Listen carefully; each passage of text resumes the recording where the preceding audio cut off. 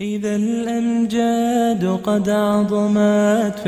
And the first person to come out of the family of Hussain radiallahu anhu was Ali al-Akbar. He was the oldest son of Hussain radiallahu anhu. He was 19 years old at that time. And he came out and he fought like a lion. Because he was who? He was the grandson of Ali radiallahu anhu. And he was the family of Hamza radiallahu anhu. And he fought like a lion until they cut off his hands and they struck him. And when he was breathing his last, Hussain radiallahu anhu took him in his arms and he said, "Oh my son, on the day of judgment, your grandfather the Prophet sallallahu alaihi wasallam will bear witness to your shahadat." And then the cousins of the Prophet sallallahu alaihi wasallam moved forward. And these weren't ordinary people, these were sahabis. These were men who fought side by side with the Prophet sallallahu alaihi wasallam. And 4 of them came until they were martyred. And then Qasim, the son of Hassan radiallahu anhu, came forward. And he was a very beautiful young man. And he fought until they struck him over the head. And when they struck him over the head, he said, "Ya Amma!" He said, "Oh my uncle!" And Hussain radiallahu anhu ran forward and he took him in his arms and he said, "Oh my son, today your uncle is so incapacitated that he cannot reply to your call because his enemies are many and his friends are few. But I swear by Allah that after this day you will not need to call upon anybody." And then one by one, the family of Hussain radiallahu anhu were martyred until there were only 2 people left, Abbas radiallahu anhu and Hussain radiallahu anhu. And then they martyred Abbas, and then Hussain radiallahu anhu fought. He fought bravely, but for 3 days he hadn't tasted a sip of water.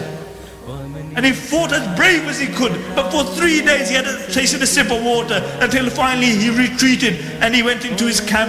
And he had a young child, a young son called Abdullah, and he knew his time was up. And he took his son in his arms and he began to kiss him and he began to embrace him. And one of the Kufan, they shot an arrow and the arrow hit Abdullah in the neck.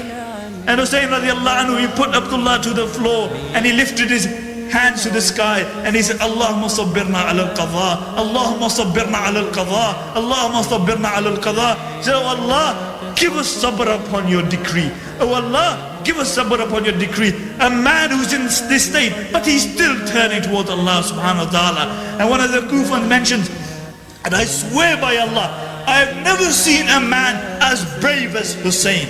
For bodies are lying all around him, but he's sitting there as content as any man could be." Why? Because he knew he was destined for Jannah. He knew that Jannah was minutes away. And Abdullah ibn Jabir radiallahu anhu, upon occasion, he was sitting with his students and Hussain radiallahu anhu walked past and he said, "If you want to see a man whose abode is Jannah, then look at this man. Because I swear by Allah, I heard the Prophet sallallahu alaihi wasallam saying that Hussein's abode is Jannah." And this Kufan says that never in my life have I seen a man who was brave as this man is, because he knew his abode was Jannah. And then Hussain radiallahu anhu, he stood up and there was a river close by because he knew his time was up.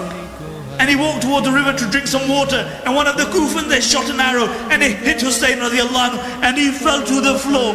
And when he fell to the floor, the Kufans surrounded him. And Hussain radiallahu anhu is saying, "Sharibatul ma." He says, "Sharibatul ma." He said, "Give me some water. For what will you do on the day of judgment? And when you will come to my grandfather and you will ask him for water on the Hawd al-Kawthar. What will you do on the day of judgment?" And the narration mentioned that the scene was so touching that many of the Kufan, they took a step back.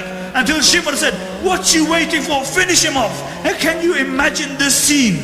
The family, the women folk of Hussain radiallahu anhu, his wife, his daughter, his sister are all watching this. And they set upon him like vultures and they struck him 60 times.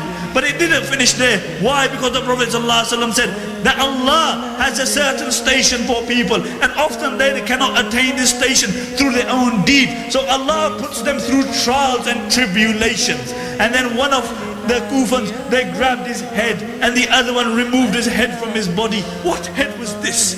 What head was this? This was the head what the Prophet ﷺ would kiss. This was the head which would lie on the chest of the Prophet ﷺ. This was the head which would lie on the lap of the Prophet ﷺ. This was the most beloved head to the Prophet ﷺ on the face of the earth at that time. And then they took the women folk of the family of Hussain radiallahu anhu as captives.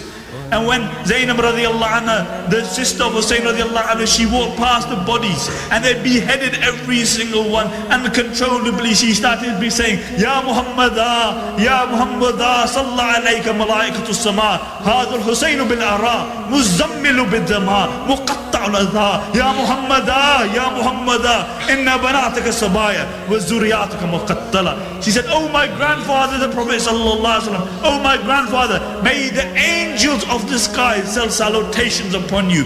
This is Hussain lying in the battlefield, and lying in the battlefield, Muzammilu bid-dima. Today his shroud and his clothes are blood.